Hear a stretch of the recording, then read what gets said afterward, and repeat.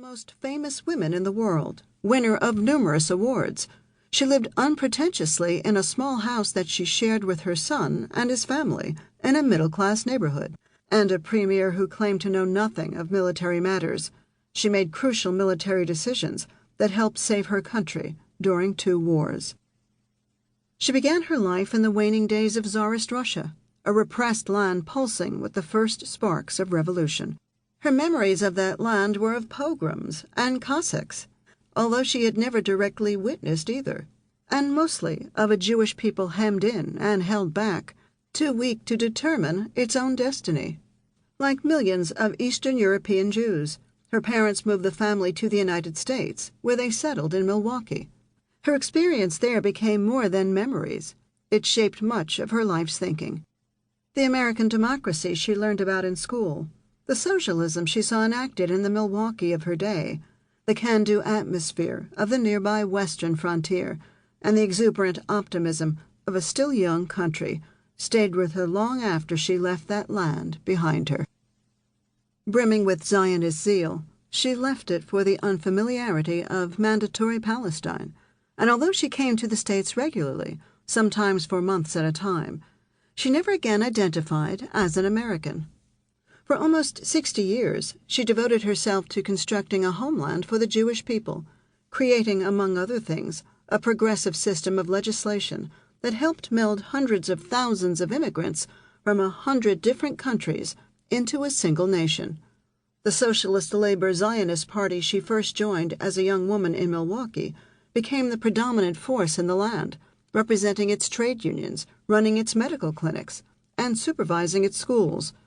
As Golda rose in the party's hierarchy, she rose also in the nation's leadership, and as her role and reputation in Israel grew, she became known throughout the world, the intrepid leader of the Jewish state who smoked nonstop and didn't hesitate to say what was on her mind, and the delightful old lady who never seemed too tired to meet with one more statesman or appear on one more television show to promote her viewpoint. She was especially adored by American Jews, many of whom knew her as our Golda, and by Americans in general. To this day, her name elicits comments about her charisma, intelligence, and idealism. And herein lies perhaps the greatest paradox in Golda Meir's life. Outside Israel, she remains a revered figure. American libraries and political centers bear her name. Philanthropies give Golda Meir awards, and children's books about her appear regularly. Within Israel, large segments of the population, mainly the intelligentsia, dislike her, and much of the media rarely refers to her favorably. From the height of popularity, with a rating of almost 90% when she took office in 1969 as Israel's prime minister, she was essentially forced to resign after the Yom Kippur War in October 1973. The country was taken by surprise in that war, and many blamed Golda Meir and her government for its unpreparedness. Even more, she was and continues to be held responsible for not preventing the war by making peace with Egypt beforehand. With time, Israeli disapproval has spread retroactively to other aspects of her administration and personality. What had once been seen as her fearlessness in standing up to the big powers of her era, the United States and the Soviet Union, came to be viewed as arrogance. What had been regarded as conviction was branded self-righteousness. What had been called firmness became inflexibility. To a great extent, the labels represent a backlash against a woman who exerted enormous power in a society traditionally run by men. But the labels also reflect the enduring pain of the October War.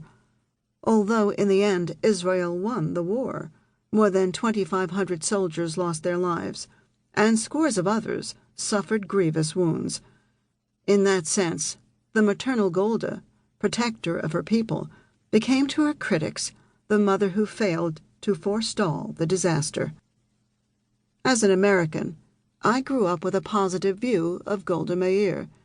She was part of the landscape of an Israel I loved and visited many times, and whose history I came to know well through years of study of Jewish life and Hebrew texts. When I began researching this biography, the attacks against her, particularly